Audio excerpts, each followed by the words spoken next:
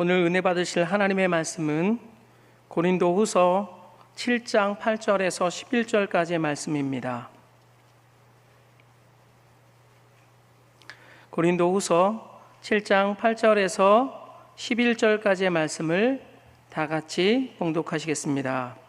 그러므로 내가 편지로 너희를 근심하게 한 것을 후회하였으나 지금은 후회하지 아니함은 그 편지가 너희로 잠시만 근심하게 한 줄을 알미라.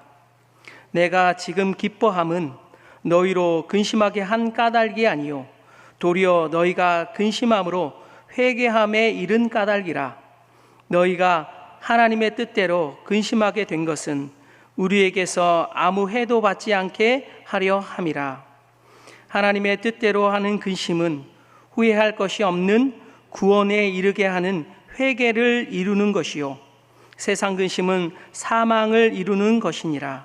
보라, 하나님의 뜻대로 하게 된 이 근심이 너희로 얼마나 간절하게 하며 얼마나 변증하게 하며 얼마나 분하게 하며 얼마나 두렵게 하며 얼마나 사모하게 하며 얼마나 열심히 있게 하며 얼마나 벌하게 하였는가.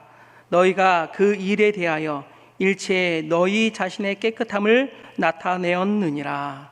아멘. 자, 저는 오늘 지난주에 이어서 하나님의 원하시는 근심이라는 제목으로 말씀을 전하고자 합니다. 세상에서 받는 그런 근심은 사망에 이르는 것이요 하나님의 뜻대로 하는 그런 근심을 우리로 하여금 열성을 내게 하고 또 자기 스스로를 변하기 위해서 내가 잘못된 것이 무엇인가를 찾아볼 수 있는 기회가 되어지고 또 잘못된 것에 대한 어떤 의분과 또 두려움이 함께 생깁니다. 그리고 열정이 생깁니다. 또 징계의 정신을 가질 수 있습니다. 그래서 이것이 세상 근심과 같이 아무런 유익도 없이 끝나는 것이 아니라 그들의 삶에 놀라운 변화가 너무나도 놀라운 일들이 생기는 그런 생명에 이르게 하는 근심이라는 것을 말씀해 주셨습니다. 사람은 하나님 없이 유토피아를 건설하고자 하는 그런 소원이 있어요. 이성의 힘으로 우리가 똑똑해서 저 인간 정말 똑똑하죠. 너무나도 똑똑합니다. 그리고 과학의 힘을 빌어서 이 세상을 아름다운 천국으로 만들 수 있겠다. 그것을 우리가 인본주의라 이렇게 말해주고 있습니다. 사람이 하나님의 자리를 꿰차고서 자기가 하나님이다. 내가 신이다. 나를 공경하라. 우리가 얼마나 위대한 존재인 것인가. 이런 마음을 갖고 있지만 경건이 없는 부여는 무의미해요.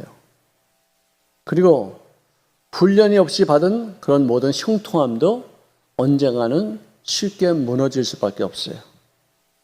향락과 방종, 자칫 사람들을 헛되게 인생을 살게 하고 무질서하게 살게 하고 결국에는 허무한 그런 종말을 보게 되는 것입니다. 자, 우리 대한민국은 종교적인 의사 표현을 할 수 있는 자유가 보장된 자유민주주의 체제예요. 그렇지만 국가에게 또는 어떤 정부 지침에게 다른 어떤 사회적인 어떤 분위기에 잘못된 것이 있을 때 그것을 지적할 수 있겠지만 그러나 좀 더 품위 있게 지적을 하는 것이 그리스도인들답게 하는 것이에요.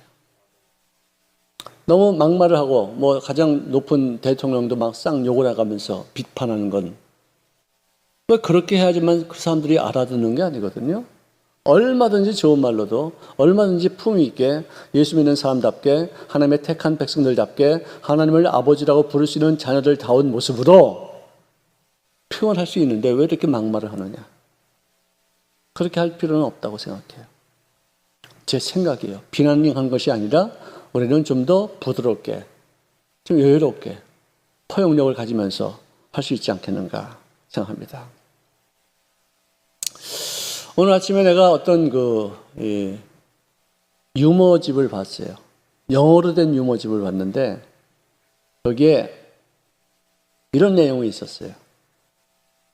어떤 분이 이 슈퍼마켓에서 물건을 사기 위해서 이렇게 쭉 줄을 섰는데 앞에 있는 여자가 방구를 뻥 껐어요.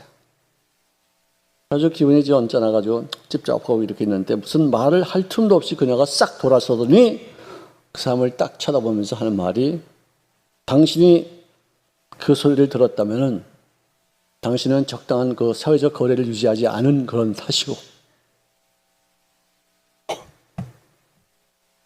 그러더니 그 냄새까지 맡았다면 당신의 마스크가 얼마나 불량인 줄 아시오? 그거 보고서 내가 배꼽지 웃었는데, 모든 탓을 자기에게 안 돌리고 다 뒤에 사람한테 돌리는 거야. 자기가 방구를 꼈으니까 그런 일이 생긴 거 아니에요. 근데 그걸 다 많이 남을 탓을 이렇게 돌려.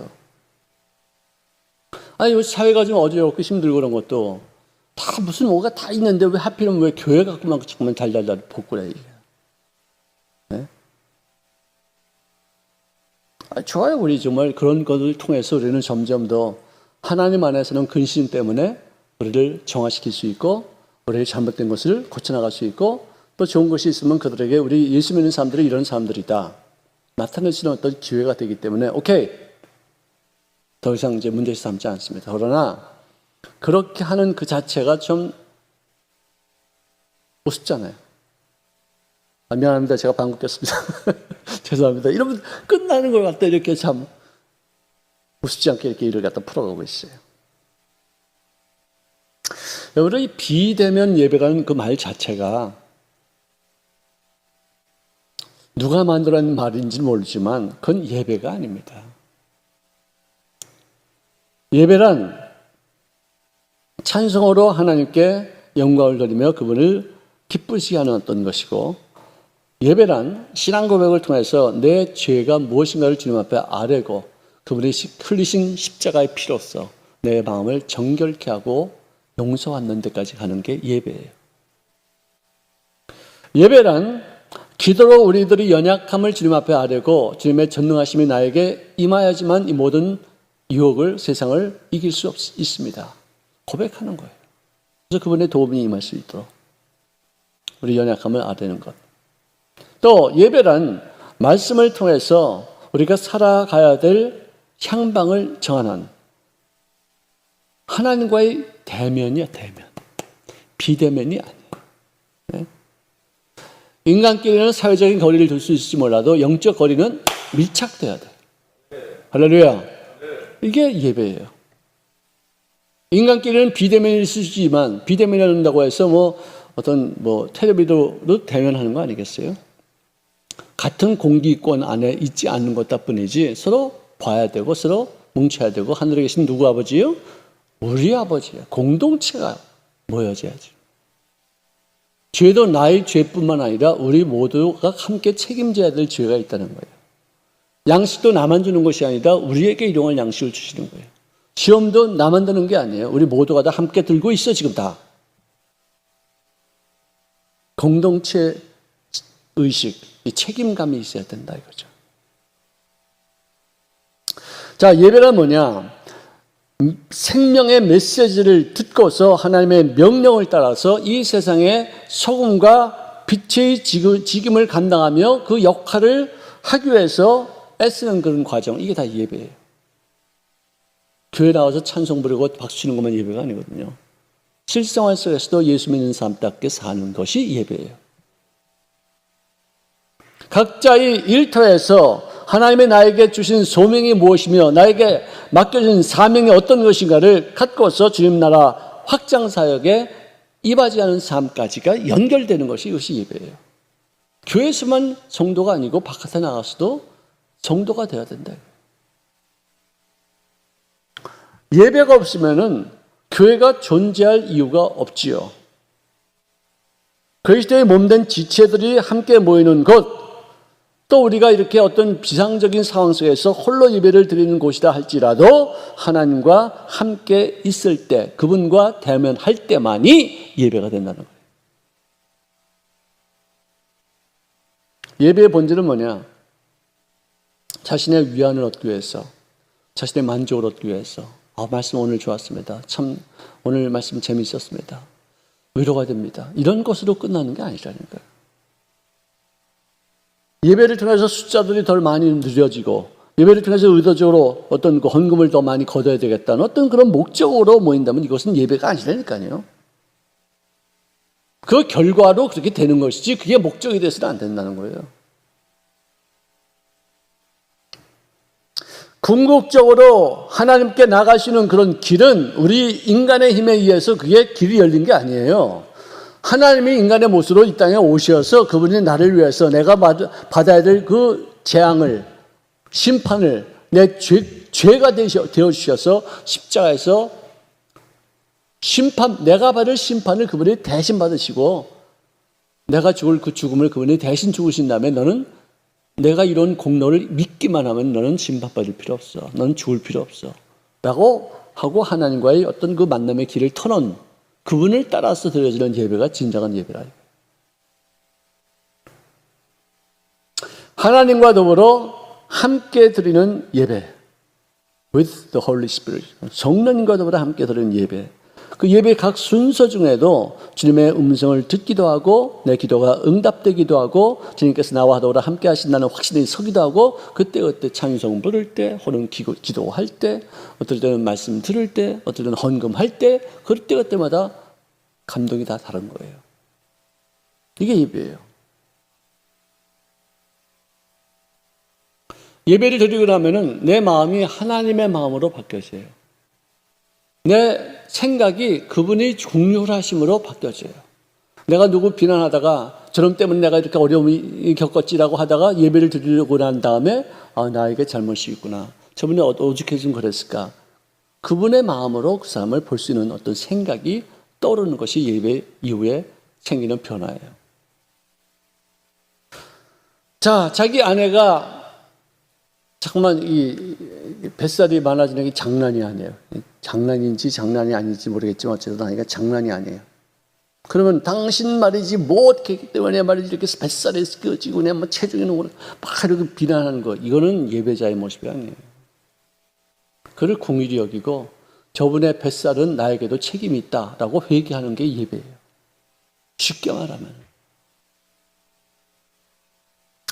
아니 남편이 되어서 아내에게 얼마나 많은 스트레스를 주면 그 사람이 여성들은 스트레스 받으면 어떻게 한다고? 먹는데 그렇습니까? 그러면 그건 틀린 말도 돼. 왜? 퉁퉁한 사람은 그러면 그 사람 밤낮 스트레스만 받는 사람이냐? 아니거든. 근데 그럴 수도 있다는 거예요. 그러니까 남편으로서 저 아내에게 스트레스 주지 말아야 되겠다 하는 그런 생각을 하는 게 이 예배예요. 그리고 아기 낳고 기르기까지 얼마나 고생했겠느냐. 아기 낳고서 붓기가 빠지지 않아가지고 그게 그대로 살로 남는 사람들도 있지 않습니까? 근데 그걸 갖다 왜 비난해? 아이 낳느라고 얼마나 고생하고 얼마나 애쓰고 얼마나 힘들었는가를 공의로 여겨줘야지. 그리고 남편이 먹다 남긴 것, 애들이 먹다 남긴 것 아깝다고 그거 다 누가 먹어 다. 응? 그거 주워 먹다가 보니까 또 장난 아니게 또 자꾸만 생기잖아 이게. 다 이렇게 생각하고 배려해주고 공의로 여겨주고 보듬어주고 또 요새 이렇게 뭐 살 빼는 것 중에서 이거 막 돌리는 거죠. 훌라후프 중에서 거기 뭐 문어발이 같이 이게 뻥뻥뻥 뚫려가지고 이게 여기 있는 걸 팍팍팍 빨면서 이렇게 하는 것도 있어요. 그런 거 좀 사다 주면 안 돼? 비난하면 안 되잖아요. 이해하고 공의로 여기는 남편이 되어지기까지 예배자의 태도를 통해서 그렇게 변화되는 것이에요. 여러분들 고린도 교회를 바울이 세웠습니다. 1년 반 동안 눈물로 수고의 땀을 통해서 애를 써서 세운 교회였어요. 그런데 그 교회가 부도덕한 사건들이 많이 생겼었어요. 분쟁도 많이 발생했었어요. 이것은 진짜 바울에게는 큰 고통이었었어요. 내가 다녀온 그 교회가 정말 좋은 교회가 되어지고 서로 화목한다는 얘기를 들으면 나도 굉장히 보람이 있겠지만 내가 떠나온 그 교회 지금도 싸우고 물고 찢고 뭐 다투고 뭐 쪼개지고 갈라지고 그랬다면은 정말 내 마음이 기쁠 리가 없잖아요. 바울이 아마 그런 상황이었을 것 같아요. 참 사랑은 불의를 그냥 두지 않습니다. 채찍질합니다. 책망합니다. 기뻐하지 않습니다. 그래서 꾸짖는데 그 꾸짖음 때문에 자기가 잠깐 동안 내가 너무 심하게 꾸짖었는가라고 걱정했는데 나중에 보니까 그 꾸짖음 때문에 고린도 교인들이 변화가 되어지고 새로운 모습으로 바뀌어지는 걸 보고서 참 고맙다, 감사하다, 하나님께도 감사하고 너희들도 내 꾸지람을 그렇게 경히 여기지 않고 또 불평으로 받아들이지 않고 순수한 마음으로 받아들여서 너희들이 이렇게 큰 변화가 있다는 것 정말 보람차다. 그렇게 말하는 거예요. 요즘 우리 한국교회가 그동안 무속신앙화 되었었어요. 장독대에다가 물 떠놓고서 비나이다 비나이다 신령님께 비나이다 비나이다 그렇게 하는 거하고 똑같이 교회에 와서도 자기 복만 빌었었어요. 그동안에. 참 잘못된 거죠. 아니 무속신앙이나 기독교가 다를 바가 없다는 거네요. 복 받으려고 교회 오는 거예요. 잘 되려고 성공하려고 시험에 합격하려고 회사에서 승진하려고 맨날 그 기도만 하는 거예요. 그건 무속신앙이에요. 샤머니즘이라고 그러죠. 그리고 또 교회가 물량화가 되었어요. 물질화가 되었어요. 물질적인 복을 진짜 무지하게 많이 추구하는 거예요. 헌금도 많이 있는 사람들이 또 높아지고 말이죠. 그 사람들이 인식하고. 저는 그냥 미안한 얘기지만 우리 교회 누가 얼마만큼 헌금하는지는 아무도 몰라요. 누가 나한테 통계를 갖다 주더라고요. 그래서 내가 다 그 자리에서 이렇게 찢어버렸어요. 왜? 내가 누가 헌금을 얼마 한다는 걸 내가 아는 순간 나도 모르는 사이에 그 사람에게 어떤 편견이 갈 수도 있어요. 귀역이든지 천역이든지 그럴 거 아니에요. 우리 교회 식구들 다 똑같은 사람들이에요. 하나님 보시기에 다 같은 영혼이에요. 가치 있는 사람들이고 자존감 있는 분들이에요. 나는 어느 누구도 차별되어지 않기 위해서 그거 다 안 봐요. 물량화되지 말자. 세속화되지 말자. 교회는 신령해져야 돼요. 교회에서 왜 다툽니까? 교회에서는 서로 불쌍히 여기는 것이에요. 저번에 오죽했으면 여기까지 나와서 이 교회 다니는가? 그렇게 생각해야죠. 우리 장로님은 멀쩡하잖아요. 그죠? 저번에 오죽했으면 예수를 믿었을까? 생각해 봐야 될 거 아니에요. 지금도 예수님 없으면 못 사는 분이 아니에요.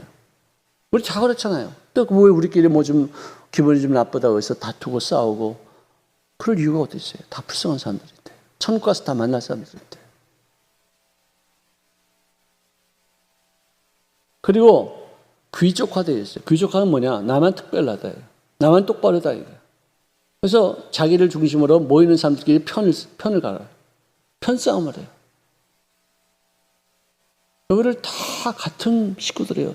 우리 교회에서도요, 나 좋아하는 사람도 있지만, 나 싫어하는 사람들도 있어요. 나 다 알아. 말 안 해도 다 알아. 그렇다고 해서 편을 가를 수 있으니까, 내 편, 네 편 가를 수 있으니까 다 우리 교인이고, 하나님의 이 교회를 다니기를 이렇게 하시는 그런 분인데, 난 미워하시는 거 알아도 모르는 척하고서 인사드리고, 친절하게 대하고, 똑같은 사람들에게 다 같이 대하는 거예요. 편 가르면 안 돼요.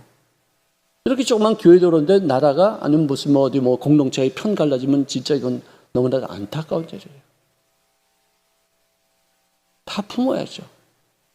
다 우리 같은 민족이잖아요.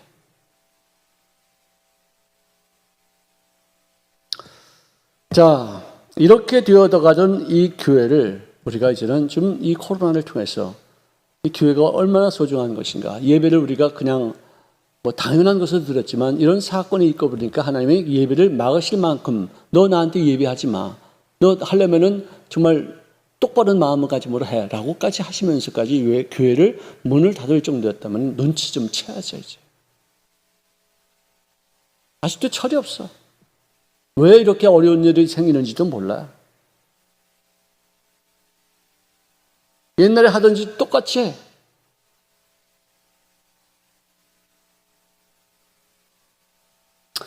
자, 비대면 예배를 사람들과는 얼굴과 얼굴을 대지 안 하고 예배를 드리지만 하나님과는 아주 직접적인 대면할 수 있도록 영으로 신령한 마음으로 하나님께 나아가는 자는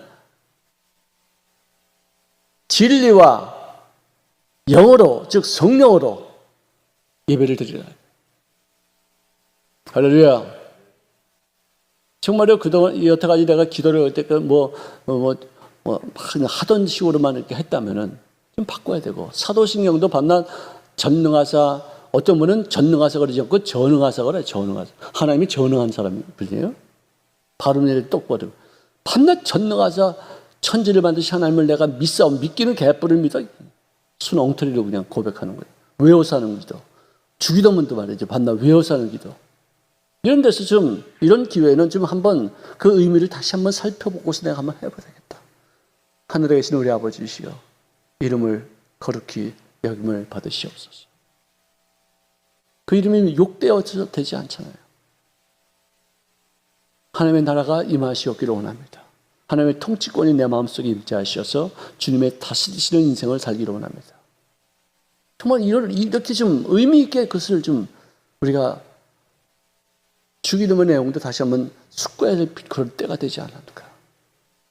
아직도 그냥 뭐 똑같이 옛날 하던 방식 그대로 더 악하게 하는 사람들도 있어요.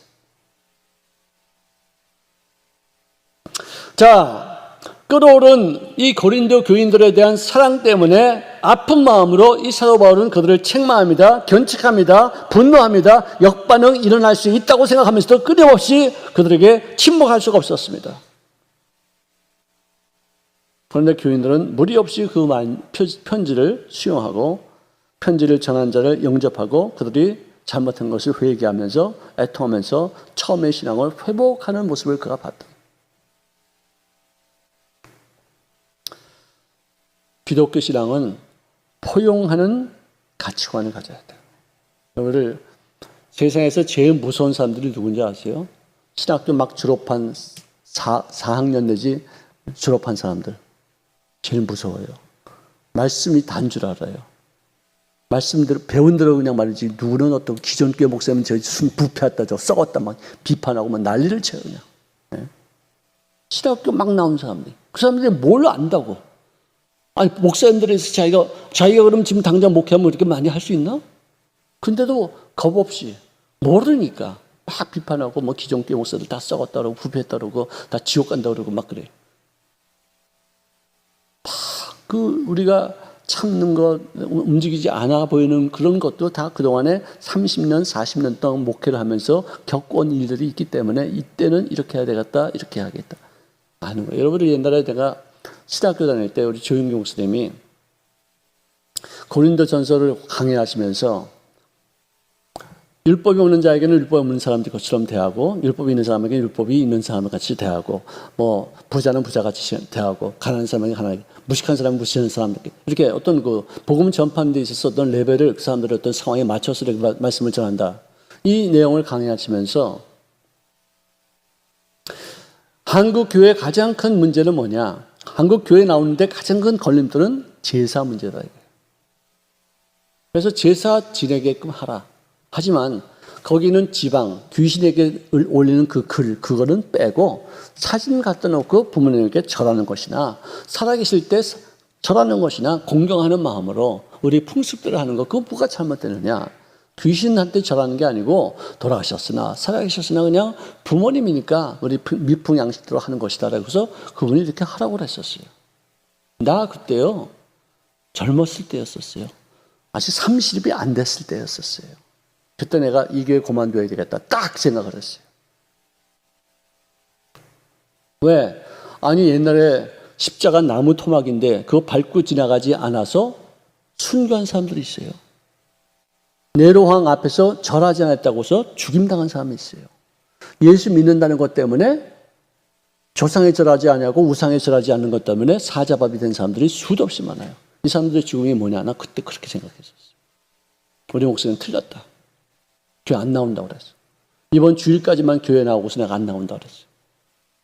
근데 그 다음날 주일날 내가 딱 가서 위에서 이렇게 2층에서 이렇게 보는데 조 목사님이 무릎을 꿇는데 뭔지 그 무릎 꿇고서 기도하는 그 모습이 내 마음에 정말 찢어지게 아픔이 있더라고요. 눈물이 펑 쏟아지더라고요. 내가 이 교회를 계속 다녀야 되겠구나. 그때 그 생각을 했어요. 왜? 그 수요일날 설교, 그 전 수요일날 설교하실 때 그때 우리 아버님이 처음으로 교회 나왔었을 때요. 내가 그 성가대석에서 거기 앉아 계신 걸 내가 봤어요. 내가 밤낮 거기 앉아 계시라고 내가 기도했는데 어떻게 나하고 한 번도 약속도 안 했는데 거기 앉아 계시더라고요. 거기서 막 눈물을 흘리시고 막 기도하시고 찬송하시고 막 그러는 거예요. 야, 정말 너무 놀랐다. 근데 조 목사님이 그런 말씀하셔가지고 내가 시험이 잔뜩 들어가지고 집에 들어왔더니 우리 아버님이 먼저 와 계셔서 나는 이제 우리 성가대 연수 끝나고서 오니까 야, 니네 목사님 최고다, 최고. 역시 세계적인 목사이다. 내가 은혜를 부세게 받았다. 막 그러세요. 나는 이제 시험이 들어가지고 입이 이만큼 나왔는데 이게 무슨 얘기인가? 이게 무슨 뜻인가? 나는 아니 제사를 드리다니 이게 뭐 무슨 말이야 이게? 이게 지금 이 무슨 은혜 받을 만한 내용이야? 근데 저희 아버님은 저희 어머님 돌아가신 지 얼마 안 됐기 때문에 제사 문제를 굉장히 염두에 두고서 그 교회를 처음으로 갔는데 그런 말 하니까 무지하게 은혜 받은 거예요. 그래서는 얼마 후에 저희 어머님 기일이 됐을 때, 기일이죠, 기일. 이제 돌아가신 그날이 됐을 때 촛불 켜놓고 뭐 사과 놓고 사진 놓고서 거벅거벅 절하면서 그 제사를 드리시더라고. 그래서 내가 아무 소리 안 했어요. 야, 니들은 니들대로 해. 난 내대로 할 거야. 막 그러시더라고. 아무 소리 안 했어요. 그러더니 그 다음에 또 기일이 왔는데 그때 저희 아버님이 야, 우리 저 추모 예배 드리자. 그래서 와라, 따라와라. 그래서 아버지 그 제사 드려야지. 얘 몇 자식아? 내가 그때는 몰랐으니까 그러지. 1년 내가 다니고 보니까 그게 아닌 거 내가 알았다. 그러시는 거예요. 그러니 조 목사님이 하신 말씀은 제사 드려도 좋다라고 하고서 일단은 들여오게 만들어 교회 나오게 해라. 그 다음에 말씀 공부하고 설교 듣다 보면 자동적으로 아니구나 하는 것을 알게 된다는 그런 뜻이었었어요. 얼마나 깊이가 있는 얘기예요. 나는 젊은 나이에 그냥 팔끈해가지고 그냥 이게 뭐냐 말이지 뭐야. 나 이 교회 이제 그만두겠다. 그냥 이 목사님 내가 떠나야 되겠다. 막 이렇게 마음을 먹었는데 꼭 참고서 1년을 갖다 견뎠는데 보니까 우리 아버님에게 이런 변화가 있더라 이거죠. 그분이 우상숭배가 뭔지 모르고서 이렇게 얘기했을까요?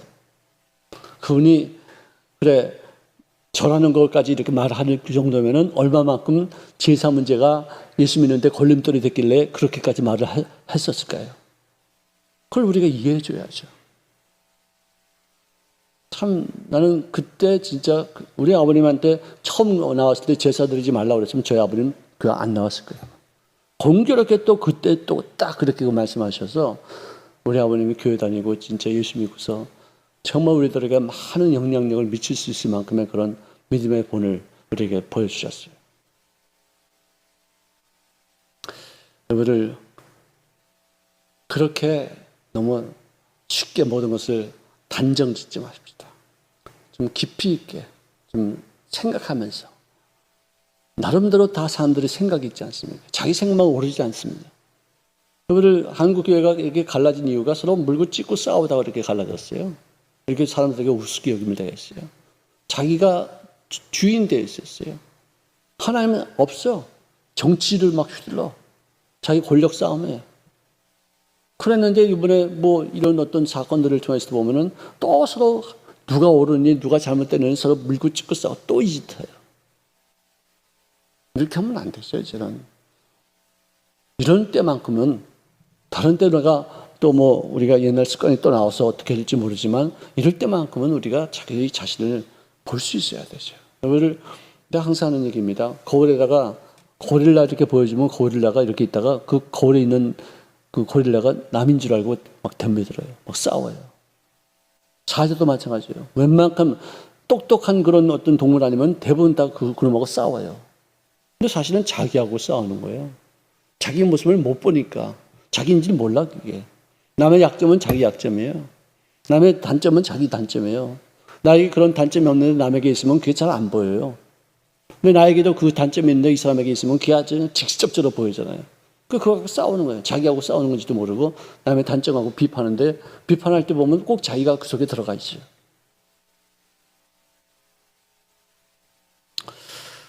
여러분들 죄 자체가 나쁜 게 아니라 거기서 벗어나려고 하는 노력이 없는 것. 깨닫지 못하니까. 그렇죠?